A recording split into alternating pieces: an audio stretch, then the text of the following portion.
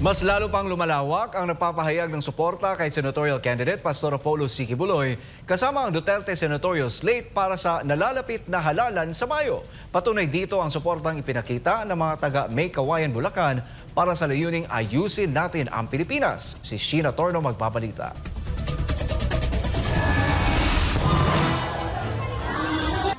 Napuno ng kulay lila ang Barangay Bayugo sa May Kawayan, Bulacan ng mga taga-suporta ng spiritual leader at founder ng Kingdom of Jesus Christ at senatorial candidate Pastor Apollo C. Quiboloy.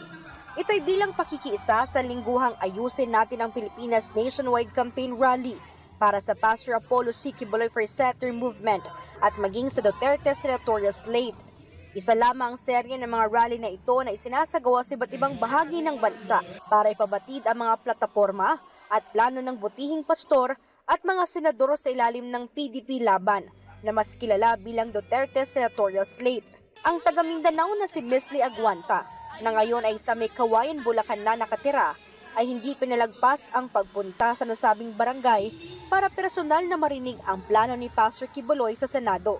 Bilang mga botante, importante raw na ang pipiliing kandidato sa susunod na eleksyon ay hindi lamang puro salita, kundi gawa.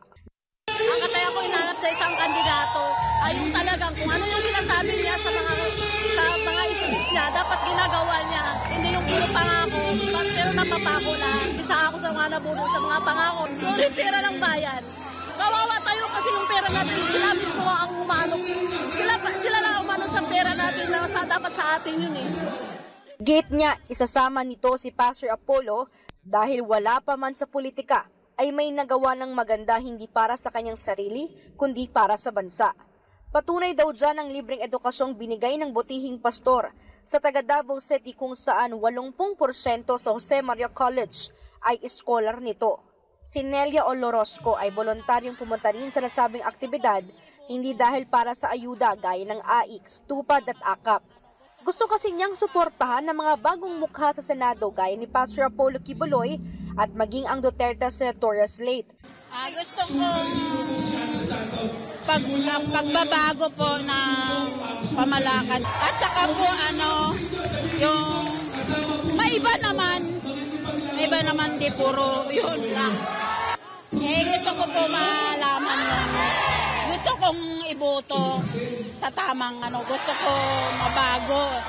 Kaugnay niyan, iba't ibang sektor mula sa May Kawayan, Bulacan ang dumagsa sa Barangay Bayugo. Patuloy na lumalawak ang suporta para sa Ayusin Natin ang Pilipinas campaign rally na naglalayong ipakita sa publiko ang isang konkretong direksyon para sa kinabukasan ng bansa. Katunayan, dumalo rin sa nasabing aktibidad ang malayang May Kawayan slate na pinangunahan ni Mayoralty candidate Mariposa Cabigues. Naniniwala ang Team Mariposa na sa pamamagitan ng pagkilos at pakikiisa ay magagampanan ang layunin ng kampanya para sa isang mas maunlad at maayos na Pilipinas. Matibay na nagpahayag ng suporta si Mariposa kay Pastor Quiboloy at sa Duterte senatorial slate dahil sa pagkakaroon ng malaking puso para sa lahat ng mamamayan.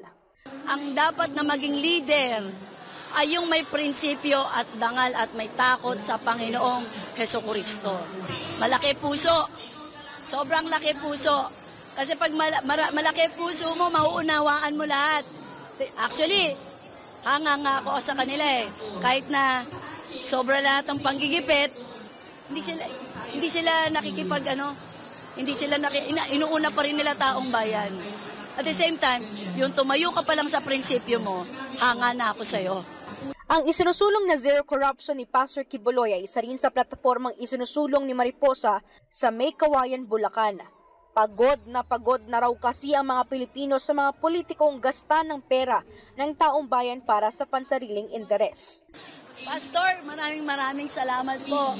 Alam kong hulog ka ng langit at ikaw ay isa sa anghel at ginagamit ng Panginoon bilang instrumento po sa ating mga kababayan.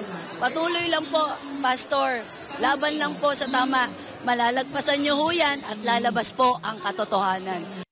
Ang tumatakbong kongresista sa 4th District na si Andre Santos ng Marilao, May Kawayan at Obando, Bulacan ay nais maupo si Pastor Apollo sa Senado na siyang magbibigay hustisya sa inaapi ng mga nasa kapangyarihan. Yung bagong sistema kailangan ng patas na pamahalaan sa mamamayan. Yung injustice na naranasan kamo ni Pastor Kibuloy, naranasan ko rin yun eh. Nangyari sa akin yun, nung kumakandidato ako, pinakulong din ako. Magme-mayor ako noon. Yung mga maliliit, kawawa. Yung walang pera, laging nakakaranas ng hindi nila nakakamit yung hustisya. So, patunayan ni Pastor Kibuloy na may hustisya pa sa Pilipinas. Patunayan niya para yung mga namamagasang Pilipino, para sa kanila yung laban ni Pastor Kibuloy. Giit pa niya, sasamahan niya si Pastor Apollo C. Kibuloy sa pagsugpo sa talamak na korupsyon ng gobyerno ngayong nalalapit na rin ang halalan. Piliin yung mga leaders na piliin po natin yung mga maglilingkod ng totoo sa bansa natin. Iboboto ko si Pastor Kibuloy. Para sa Diyos at sa Pilipinas kong mahal, ito si Sheena Torno, SMNI News.